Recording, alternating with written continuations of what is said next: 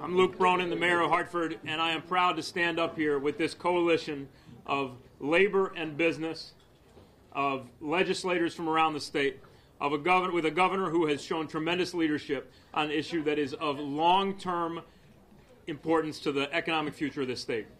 You know, we always say that we want our leaders to make tough decisions for the long term. That's what this is about. The economic future of Connecticut depends on getting Connecticut moving again. We have an old infrastructure.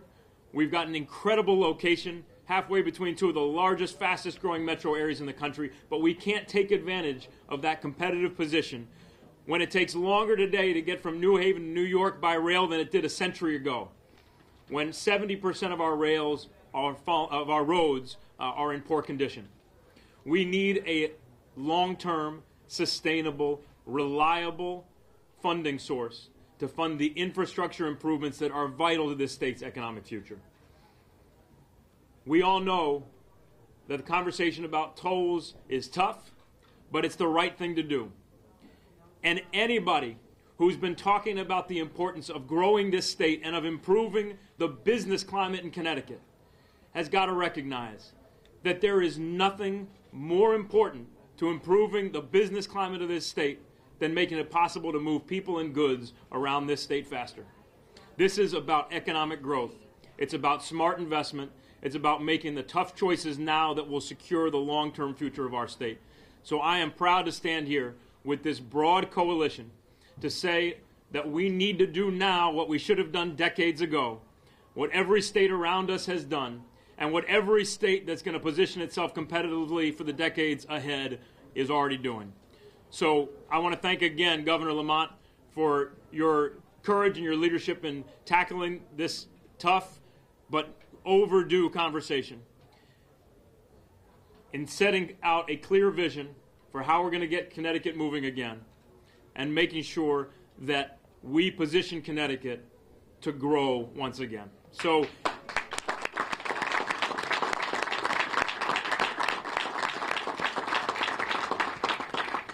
with that, let me first ask a representative of the private sector, Darrell Harvey, CEO of the Ashforth Company, to come up and give his perspective on why, to grow Connecticut, we got to get Connecticut moving again. Darrell?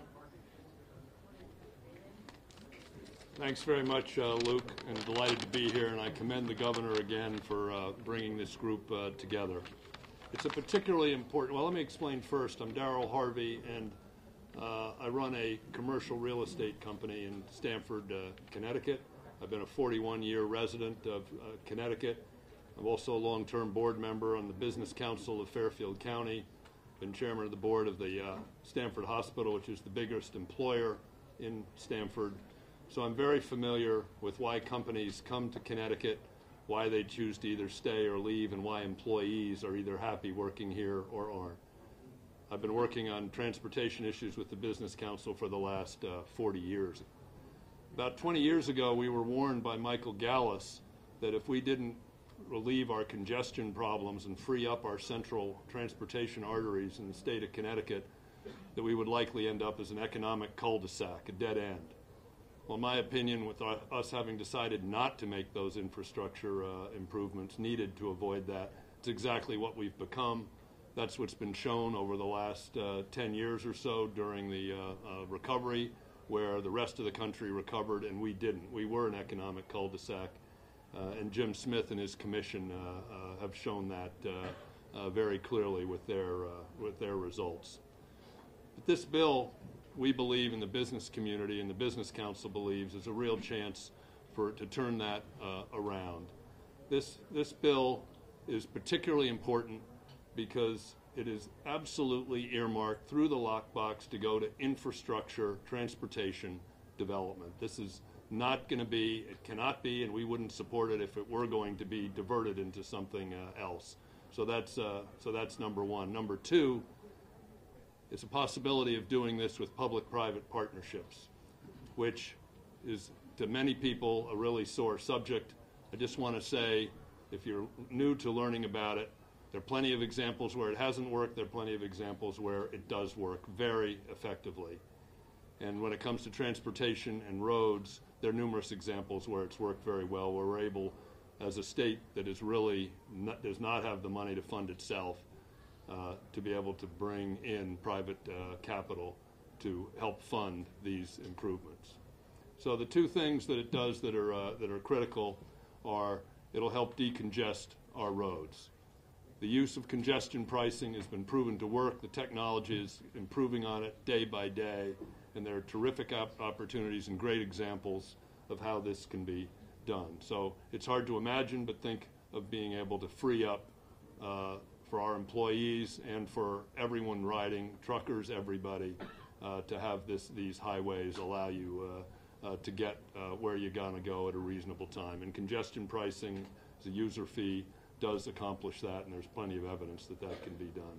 So that's particularly important because it starts freeing up the highways at the right times and diverting traffic to hours when commuters aren't trying to get to their jobs. So that's particularly important.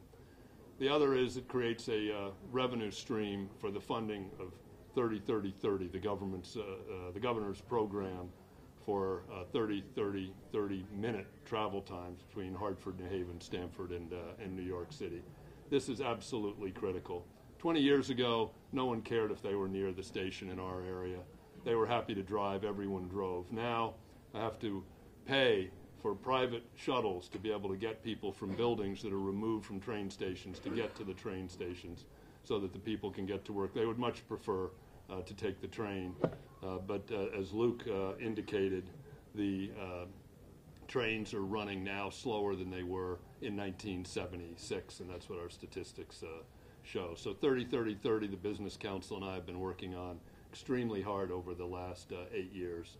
This bill will provide a revenue source for funding the improvements that we need, the investments we need to make 30-30-30 a reality, particularly the 100-year-old bridges, which there are 5, which need to be rebuilt. We can get the funding for that by using this revenue stream as long as it's clearly directed for this purpose and is able to attract the private capital that we need and to build them on budget and ahead of schedule. And in that regard, which is also particularly important, we'd like to see these projects, both the tolls and the 30-30-30 improvements that need to be made, done in a way that resembles more the Tappan Zee Bridge, which was done with a public-private partnership, the repairs and rebuilding of that, which came in under budget and ahead of schedule, as opposed to something like the financially disastrous Big Dig in Boston. This bill lays all that out as a possibility, so that's very exciting from our point of view, and we think it provides a tremendous opportunity for Connecticut to start rebuilding its infrastructure, which is absolutely essential to getting the state growing again. And the business community, I'm happy to talk with the people who are concerned about where the money's going, because that is a valid concern. It's been a big concern of the business community. And I believe the bill's written in such a way, and the governor has assured me he's so committed to the funds being spent as directed in this bill, that we have great confidence that this could be a new beginning for a much needed investment in our infrastructure throughout the state of Connecticut. I'll finish by saying we're Fairfield County, but this is throughout Connecticut. We are not getting professors at Yale because it's too long for them or their spouses to be able to get to New York City, so professors are choosing to go to colleges in New York City versus going to New Haven. 9 of our 10 biggest cities are on the rail line, so a higher speed transit is clearly a way to get people off our highways to help decongest them and to be able to connect the various cities of Connecticut with each other. So I think it's a particularly optimistic way of getting Connecticut growing again. And delighted to be here, and I thank you, Governor, again for having put this coalition together. Thank you.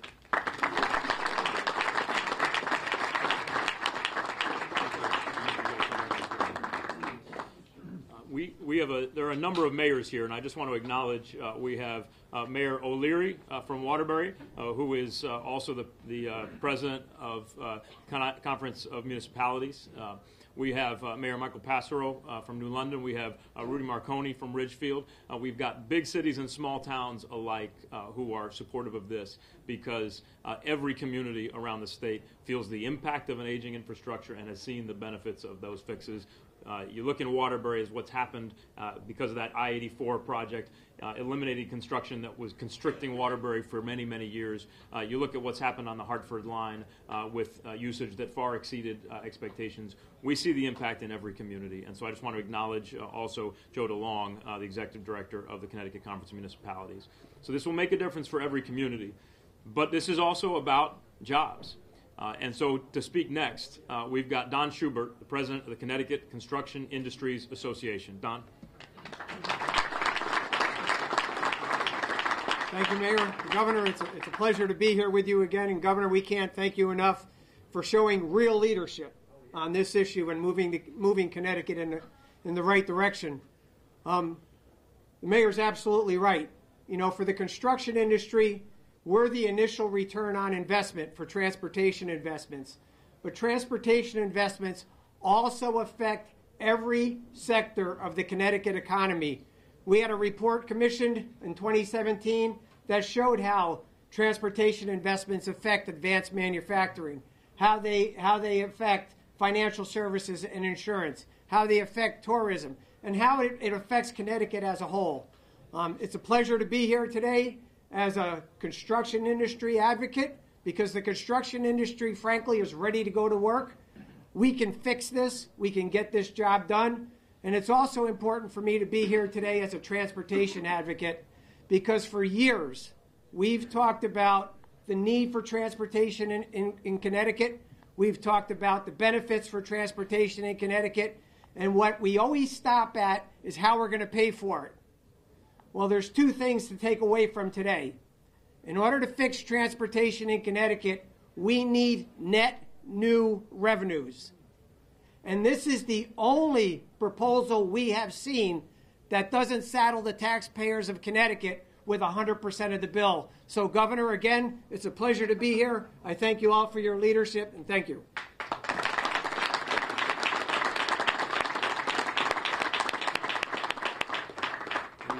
Said earlier that stunning statistic that it takes longer to get from New Haven to New York today by rail than it did a century ago. And if you've driven on 95 or the Merritt lately, you can say the same thing's probably true by road. To speak next, somebody who has been a tremendous advocate for strengthening our cities as centers of economic growth, but also for transit fairness, for multimodal transit, the co-chair, House Chair of the Transportation Committee, Representative Roland Lamar.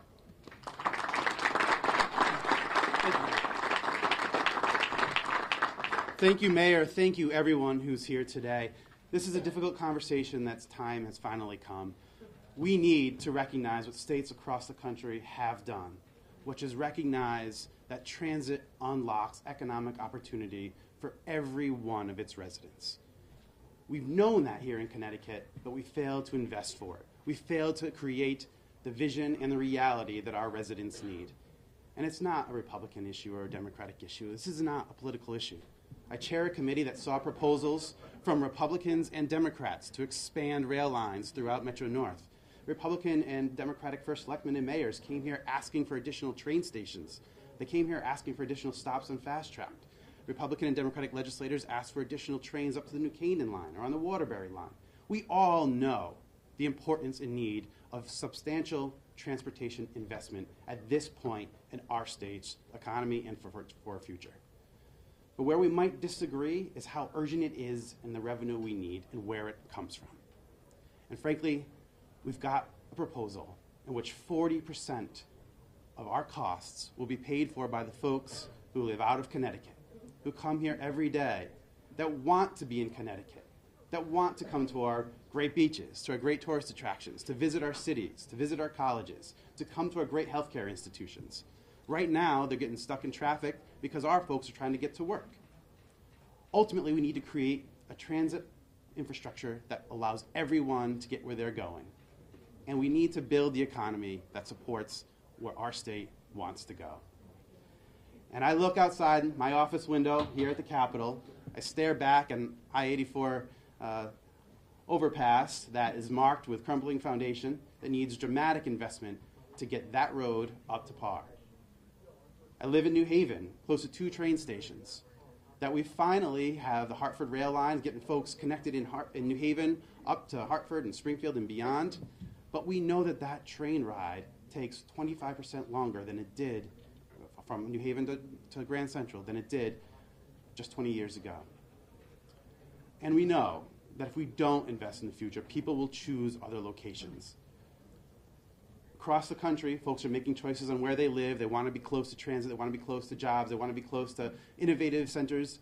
We have that capacity here. Connecticut has always been an innovative place, but our transportation infrastructure has held us back. This is the way we build our future. We build it together. We do it in a way that really connects with the folks who are making the decision where they're going to live for the rest of their lives, and we build a Connecticut that works for everyone.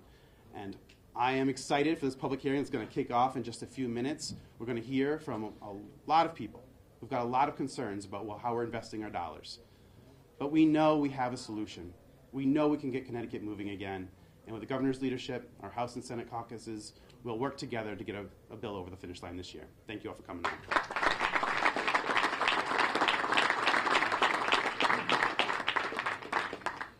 So we heard earlier from the Construction Industries Association, but it's important to say that the jobs that will be held by folks working on these projects are our neighbors in every community of this state, and we have a number of representatives of labor here today. We've got representatives for the building trades, carpenters, laborers, and to represent labor today and to talk about the importance of these jobs to Connecticut residents in every community. We've got Keith Brothers, the business manager of the Connecticut Laborers District Council. Keith. Good morning. Good morning, everyone. Governor, thank you for your leadership. We appreciate it. As we mentioned earlier, Luke Bronin mentioned the coalition. The labor piece of what's happening today and what's going to happen into the future is what's important to the residents of Connecticut. Far too often as a labor leader, and my job is to create employment for my members, people I represent. Far too often I hear my members are working in Massachusetts, we're working in Rhode Island, the brothers and sisters I represent, they're working in New York. So the components and the success that those states have, we don't have in Connecticut. We're not investing today for the future of our workers in our state tomorrow. That needs to happen, and it starts today. Governor, we've been with you from the beginning through the campaign. You've talked about creating jobs, keeping workers in Connecticut, jobs in Connecticut. That's what we're looking for. That's why my brothers and sisters showed up today to support you. We're with you 100%. We appreciate what you're doing. Let's get it done.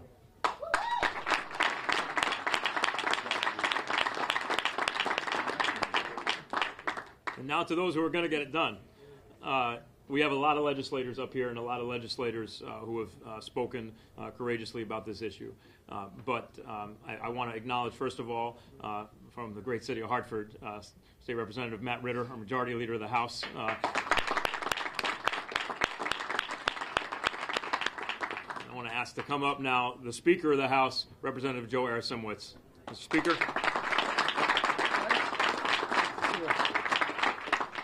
And normally I ask Marty to come right up with me because I know he'll be speaking, but I'm sure Luke will get to him. Look, two of the most important things we have as elected leaders is protection of our residents and prosperity of our residents. When it comes to transportation, we are failing on both counts. Walk behind this building, take a few pictures. I've urged you repeatedly to go back there and look. We have a decaying infrastructure here in the state of Connecticut.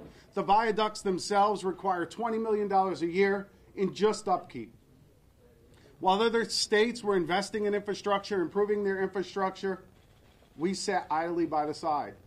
Now our residents are going to Boston, where the big dig was, and we laughed, and it's over budget and over deadline. But while they were doing it, they were installing fiber optics. They were reclaiming land. They were forging partnerships with institutes of higher learning. We just sat here and did nothing. God forbid the time comes where we have another tragedy here in the state of Connecticut. I want it on my conscience that I came here and I pleaded, I begged for infrastructure improvements. Tolls, federal law requires they go into the roads that they're gathered on. They cannot go anywhere else. That's a guarantee to the residents beyond the lockbox. But let's talk about prosperity. Our kids are leaving. I knock on doors each and every year. I talk to people, and they're, how do we keep the kids here? Give them a reason to be here. Give them the jobs. They don't want to sit in a car ride. I stayed overnight because I had to speak in Norwalk this morning. It's an hour drive. But if I tried to go there in the early morning, I would not have made it. Let's be firm in our convictions. And this governor has taken a courageous leap. There's a difference between being a politician and being a leader. A leader gives you information, even though when he knows you don't like it, but in his heart and his mind, he believes it's right for the state. It would have been very easy for this administration to punt it over to the legislators. Marty and I have been getting beat up for a few years on this. We would have taken a few more because we believe it's right. But to throw himself into the fray because he looked at the information, talked to the groups, talked to DOT, is a courageous move. Very courageous. And not many people would do it because the rewards will not be felt before the next election is up. So I know it's a difficult conversation. We all feel passionately about it. We don't try to mute voices. We want to hear it all. But please, respect the leadership shown by this governor, respect where we want to get to a state, and respect the process. Thank you.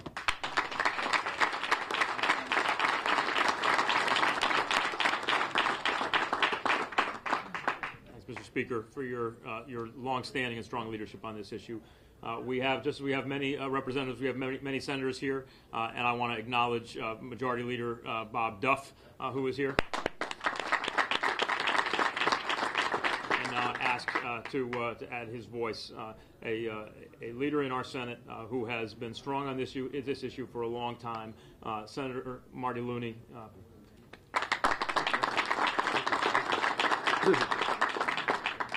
Thank you, Mayor Bronin. Anyone who is not committed to tolls in 2019 is not committed to dealing with our infrastructure problem regarding our roads and bridges. They may only be posturing about it, but they're not committed to finding a real solution. We have to find a way and a new revenue stream that has to be tolls. Now, again, they won't actually be on the roads collecting revenue for several years, as the Speaker mentioned, but it is important, and I also commend the leadership of the governor on this issue. We have to have a new stream of revenue. Everyone is concerned about our level of bonded indebtedness. If we have the stream of toll revenue, we will have revenue dedicated to help paying transportation bonds.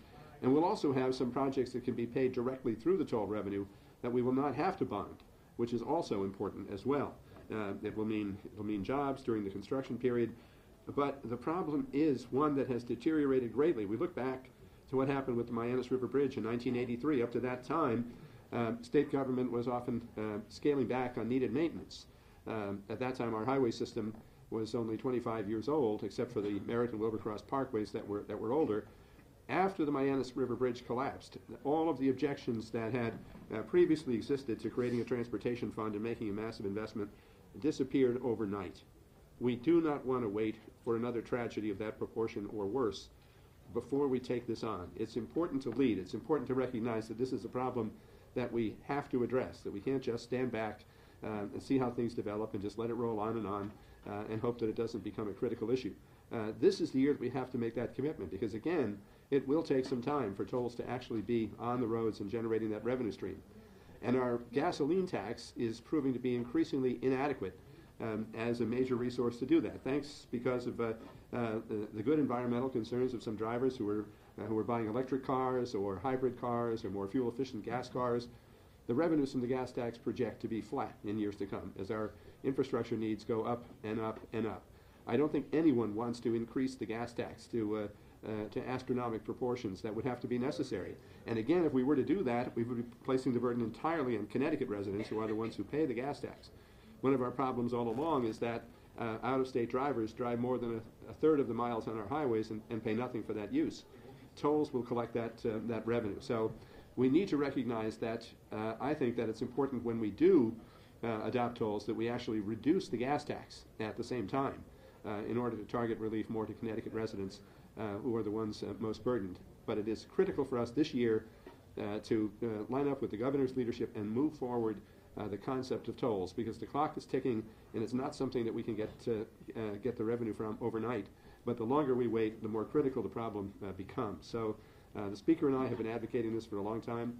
We're so pleased that the governor is leading on this issue this year, and we have to move on it in 2019. It is a state emergency.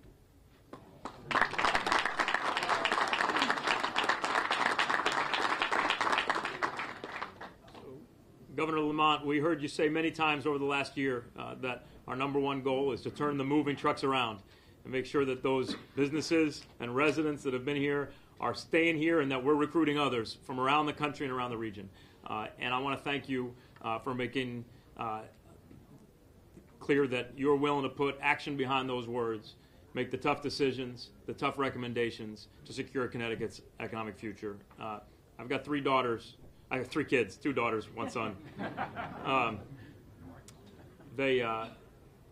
want them to live in Connecticut when they're my age, when they're 20, 30, 40.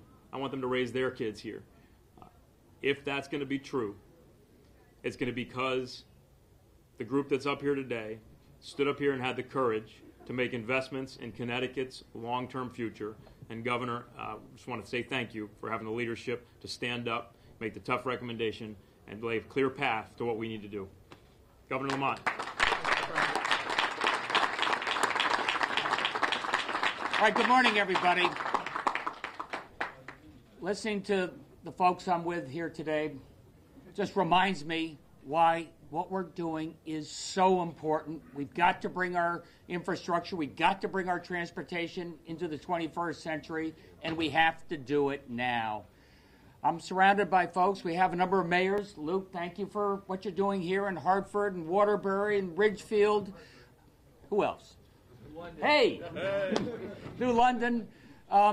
It reminds you how transportation brings our cities back to life. We make our cities back into the transportation hubs they were in years past. We make that around affordable housing. We allow people in and out. We grow our cities, and that allows the state of Connecticut to start growing jobs again. That's been a long time coming over the last generation, and that's why we're in the pickle that we are today.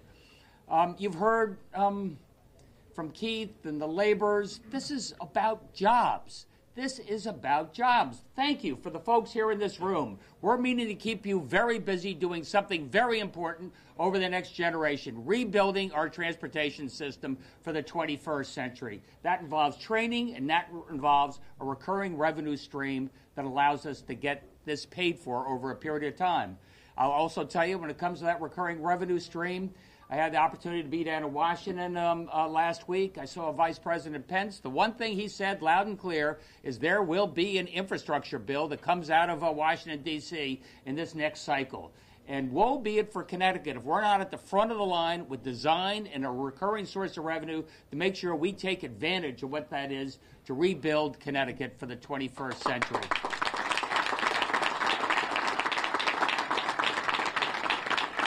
And you've heard from the business community. You've heard from Darrell. You'll hear from Jim Smith, who's testifying later. This is so key to economic growth and opportunity in this state. Again, over the last 30 years, we really haven't added any net new jobs. And shame on us. What that has cost us as a state, what that means in terms of revenues, what that means in terms of our budget, what that means in terms of opportunity, and that's going to change. You heard Darrell say how vital it is. Every single business that he's trying to get into this state from the real estate side, they ask about gridlock. They say, is this a state that's slowly getting its act together when it comes to transportation? Will our rails be going faster? Will we end the gridlock on our highways? Will our employees be able to get to work? Will our customers be able to visit? And the answer to that is yes. We're showing you that path here today. Jim Smith, same thing. He's been lending to companies all across the state. He was co-chairman of the Fiscal Commission that included most of our major business leaders across the state. And they said why it is so vital. If you're going to get this state going and growing again, you've got to get it moving again. And that's what we mean to do here today. Look, it's tough. I hate to say we got to pay our bills. And we haven't done that in this state. We've been putting everything on the credit card. We've been leaving it for yesterday. We've been saying if it ain't broke, don't fix it. Let's leave it for another time. No rush. Let's do it later. That's what's gotten us into the situation we are today. And it's our opportunity in this generation to take the lead right now. We've come forward with a plan that includes electronic tolling that's got a lot of support from the Democrats. I also was reading from Len Fasano. There's some interest perhaps from some type of tolling. I'm looking forward to working on a collaborative basis to come up with a real recurring revenue stream that doesn't add to our GO and bonded debt on that side, that allows us to plan for the 21st century. And we're not going to get there in the next 2 years or 4 years or even 6 years, but you're going to know where we're going. You know where the state's going to be looking like. You know how your employees are going to be able to get to work. And we're going to take advantage of the amazing assets this state has, our geographic location, the gateway to New England, the gateway to New York and the metropolitan area. With Joe Giletti at the helm in transportation, we're going to be able to start speeding up those trains over the next few years. I've got to give people a sense of direction that this is where they want to be. This is where they want to start their business. This is where they want to grow their family. And it starts right here, right now, by getting our transportation system going. Thank you all for being here. I so appreciate it.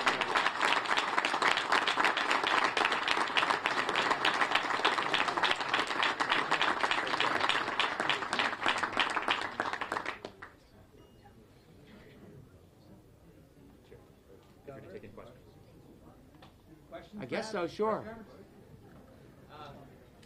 Your administration keeps pushing back at the Republican alternative, saying that that would rely on borrowing and the state would continue to incur significant interest costs.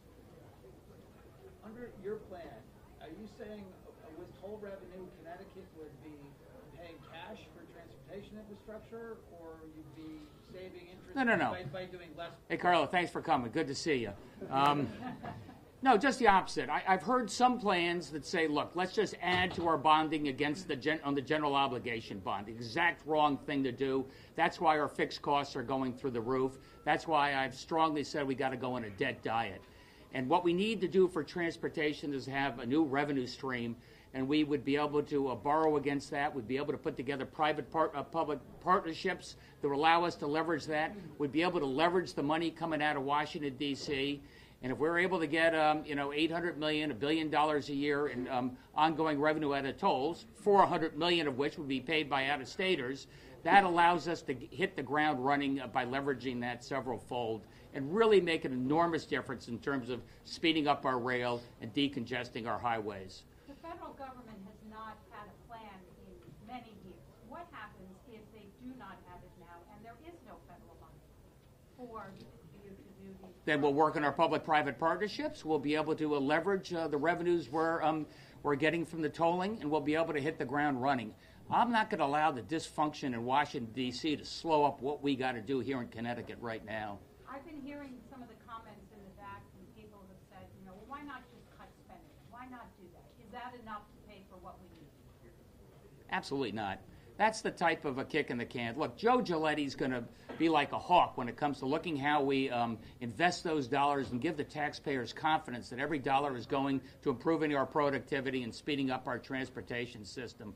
I've got to give you confidence that we're taking care of that.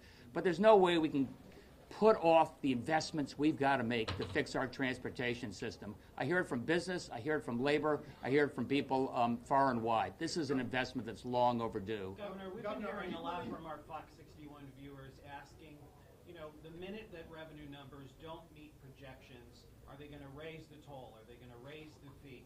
Can you put a mechanism, or are you open to putting a mechanism in place that would assure people that this is not a direct pipeline into their pockets? Well, there are a number of ways we can do this, Matt. One is if we have a public-private partnership, a lot of that risk is taken by our private partner in terms of revenues coming in. But I've got to give people confidence. They have no confidence sometimes in the political world that our word is good, and we're going to make good on this. And we're going to do what I can to make sure that your dollars are well invested going forward. But will there be a mechanism in place to make sure that there's a cap, that it doesn't just infinitely get raised? Well, let me talk to the legislators. If that helps allay people's concerns, this is money going to make our state more productive and faster moving, I'll think about that, absolutely. Are you willing to commit today that if the legislature fails to approve a tolling plan, that you will not go forward with the tolling study and preliminary groundwork that Governor Malloy ordered and funded or secured funding for? Yeah, if the legislature says more of the same, kick the can, let's not do anything, let's jack up the gas tax. If they say no, then why would I do a tolling study? Governor, in your That answer your question? Yes, it does. Thank you very much. In the plan that you guys are coming up with, will you commit today to say if it's going to be all cars or just trucks? Have you guys decided? Look, I think if you really want to do 30-30-30, you want to take all the legal and regulatory risk off the table, it's going to be cars and trucks.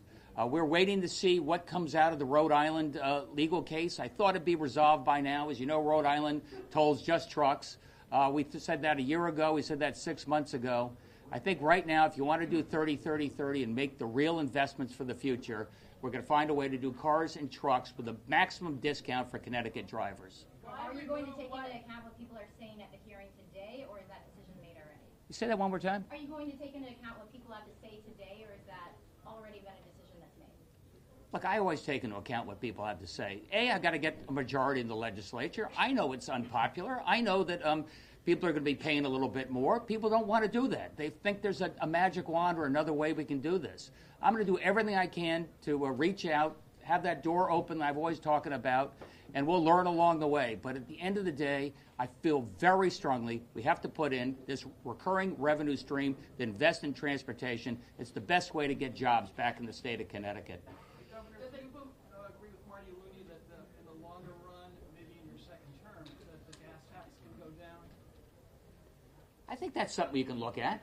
We'll see how that balances out. I think it makes some sense. I can tell you, you look at what other states are doing, because they all have transportation infrastructure problems. Ohio, under a Republican governor, is going to raise their gasoline tax by something like 40 cents. Michigan, about 30 or 40 cents as well. So that's not the way we want to go in this state. People can drive through this state. We're a pass-through state, and the gas tax doesn't get the job done. Whether we can reduce it over time, I think that makes some sense. Let me just leave you with this thought. I'm so proud to be here with everybody in this room standing up here. Look, nobody likes, raising revenues for whatever noble purpose it is. But this is the best investment this state can make. This is something that will make an enormous difference for our kids and going forward. We haven't added a net new job in a generation, and transportation is one of the big reasons we're falling behind. I'm not going to let that happen. Now let's get to work. Thanks, everybody.